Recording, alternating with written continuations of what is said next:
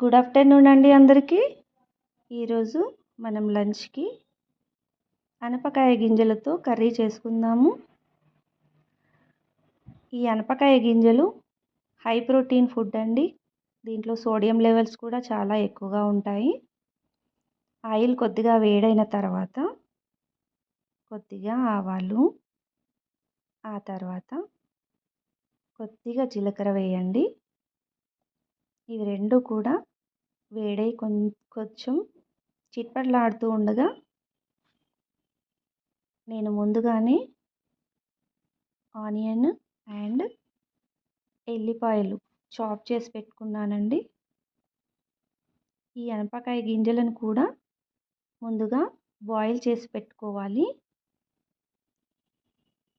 ఈ విధంగా ఎల్లిపాయలు కట్ చేసి పెట్టుకున్నవి వేసాను. ఇది కొద్దిగా ఫ్రై అయిన తర్వాత కట్ చేసుకున్న ఆనియన్స్ కూడా ఇలా వేసేసి ఫ్రై కానివ్వండి. చక్కగా ఫ్రై కావాలి అండి. 2 నిమిషాలు సరిపోతుంది. నేను ముందుగా అనపకాయ గింజలను బాయిల్ చేసి పెట్టుకున్నానండి. బాయిల్ చేసుకున్న తర్వాత ఆ వాటర్ని తీసేయాలి. ఓన్లీ గింజలు మట్టుకే మనం కర్రీలో యూజ్ చేయాలి. వాటర్ను అస్సలు యూజ్ చేయొద్దు.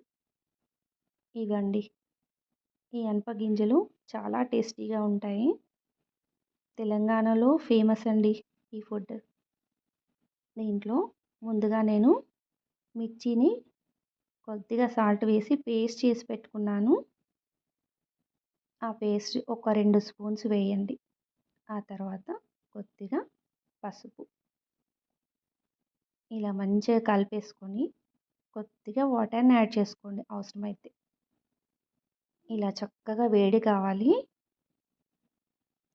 సరిపడంత సాల్ట్ కొంచెం వేసుకోండి.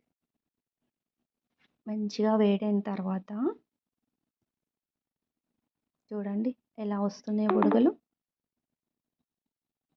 ఇప్పుడు నువ్వుల పొడి అండి, ఒక 2 స్పూన్స్.